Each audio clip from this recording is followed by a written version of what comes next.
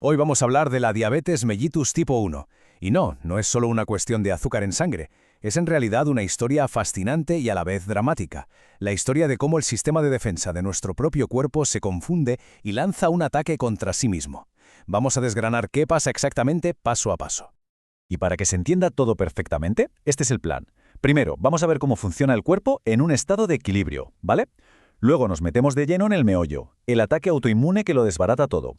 Veremos qué pasa cuando falta la insulina y, por supuesto, acabaremos con cómo se diagnostica y se maneja hoy en día. Pues venga, vamos a empezar por el principio. Porque, para entender de verdad qué es lo que falla, primero tenemos que saber cómo funciona el cuerpo cuando todo va como la seda, sobre todo en lo que respecta a la gestión de la energía. Punto clave y lo primero que hay que dejar clarísimo, la diabetes tipo 1 no tiene nada que ver con el estilo de vida. Cero. Es una condición puramente autoinmune. Esto significa que el sistema inmunitario, que debería protegernos, se equivoca, se vuelve loco por así decirlo y ataca y destruye las células beta del páncreas. Y estas células, son las únicas que fabrican insulina en todo el cuerpo. Así que cuando desaparecen, el cuerpo se queda sin su fuente de insulina. Es una deficiencia absoluta. Y para que nos hagamos una idea de su alcance, fijémonos en esto. Oímos hablar de diabetes constantemente, ¿verdad? Pues bien, la tipo 1 es solo la punta del iceberg. Representa apenas entre un 5 y un 10% de todos los casos de diabetes. Es por tanto una parte relativamente pequeña del total, pero con unas características muy específicas.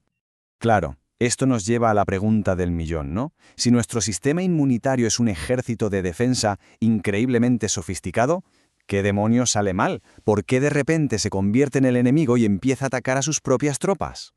Pues como casi siempre en biología, la respuesta no es un simple «es por esto». No hay un único culpable. Más bien, los científicos hablan de una tormenta perfecta. Es decir, una combinación explosiva de factores. Por un lado, una predisposición genética y por otro un chispazo, un detonante ambiental que enciende la mecha. Y aquí lo vemos perfectamente separado. Por un lado, los factores genéticos. Ojo, esto es importante. No se hereda la enfermedad, se hereda la predisposición. Es como tener la pólvora. Y por otro lado, están los detonantes ambientales. Estos son la cerilla. Puede ser una infección por un virus, la exposición a ciertas proteínas de la leche de vaca a una edad muy temprana, algo que, en una persona con esa predisposición, inicia el ataque. Y este ataque, como si fuera la escena de un crimen, deja pistas. Deja huellas dactilares. Son los llamados autoanticuerpos. Básicamente, son las armas que el propio sistema inmune ha fabricado para atacar a las células del páncreas. Encontrarlos en un análisis de sangre, y aparecen en el 95% de los casos, es la prueba irrefutable de que estamos ante un proceso autoinmune. Vale, ya se ha producido el ataque. Las fábricas de insulina han sido destruidas. ¿Y ahora qué? Pues ahora el cuerpo se enfrenta a una crisis monumental. Pensemos que la insulina es la llave que permite que el azúcar entre en las células para darles energía. ¿Qué pasa cuando de repente desaparecen todas las llaves?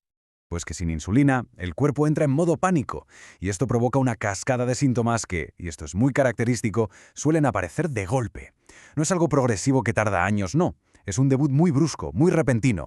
Son los que se conocen como los 4 síntomas cardinales, las 4P. Primero, la poliuria. Se orina muchísimo porque el cuerpo intenta deshacerse del exceso de azúcar a través de la orina. Como se pierde tanto líquido, llega la segunda, la polidipsia. Una sed brutal, insaciable. Pero claro, aunque hay mucho azúcar en la sangre, no puede entrar en las células, así que éstas se mueren de hambre. Resultado, la tercera P, polifagia, un hambre voraz. Y como el cuerpo no puede usar el azúcar, ¿qué hace? Empieza a quemar grasas y músculos para obtener energía, lo que lleva al cuarto síntoma, una pérdida de peso muy rápida e inexplicable. Y si este proceso no se detiene, se llega a la complicación aguda más grave y más temida de todas, la cetoacidosis. Es una auténtica emergencia médica. El cuerpo, al quemar tanta grasa, produce unos ácidos llamados cetonas, y la sangre se vuelve literalmente ácida. Y fijaos en este dato que es tremendo. Para entre un 25 y un 30% de la gente, casi una de cada 3 personas, esta situación de cetoacidosis, que puede ser mortal, es la primera señal. Así es como descubren que tienen diabetes tipo 1. Es un debut muy dramático. Llegados a este punto de crisis, ¿cómo actúan los profesionales? ¿Cómo se confirma el diagnóstico? Y, sobre todo, ¿cómo se interviene para devolverle al cuerpo el equilibrio perdido? Bueno, pues el diagnóstico se confirma con algo tan sencillo como un análisis de sangre. Se miran los niveles de glucosa, ya sean ayunas o en cualquier momento del día, si hay síntomas. Y también se suele medir la hemoglobina glicosilada, la famosa A1C, que es una especie de chivato que nos dice cuál ha sido el nivel medio de azúcar en los últimos 3 meses. Si los valores están por las nubes, el diagnóstico está claro.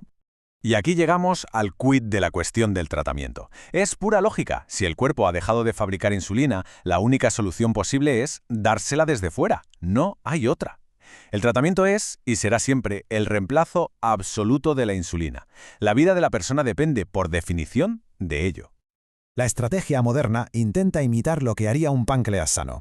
Es lo que se llama la pauta basal-bolo. Se usa una insulina basal, que es de acción lenta, para mantener unos niveles estables durante todo el día y toda la noche, como un goteo constante, y luego una insulina en bolo, que es de acción muy rápida y que se pone justo en las comidas para gestionar el pico de glucosa que provocan los alimentos. Pero claro, ponerse insulina es solo una parte de la historia. Es el cómo. Ahora viene el por qué. ¿Cuál es el objetivo final de todo este esfuerzo? ¿Por qué se insiste tanto en mantener un control súper estricto? Pues el gran objetivo se mide, una vez más, con la hemoglobina glicosilada, la A1C. La meta, el número mágico que se persigue, es mantenerla por debajo del 7%. Ese es el umbral que se considera un buen control a largo plazo.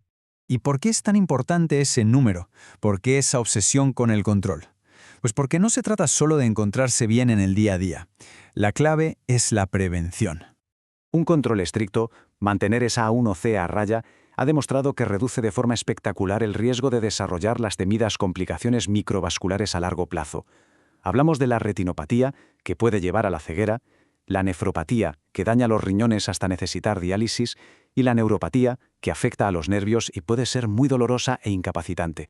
Así que, al final, el tratamiento consigue restaurar ese equilibrio perdido, sí, pero es una batalla que se libra cada día, a cada hora. Y esto nos deja con una última reflexión. Con toda la tecnología y los avances, la lucha contra esta enfermedad autoinmune sigue. Y la pregunta en el horizonte siempre es la misma. ¿Qué nos depara el futuro en esta búsqueda incansable de mejores tratamientos? Y quién sabe, quizá algún día de una cura definitiva.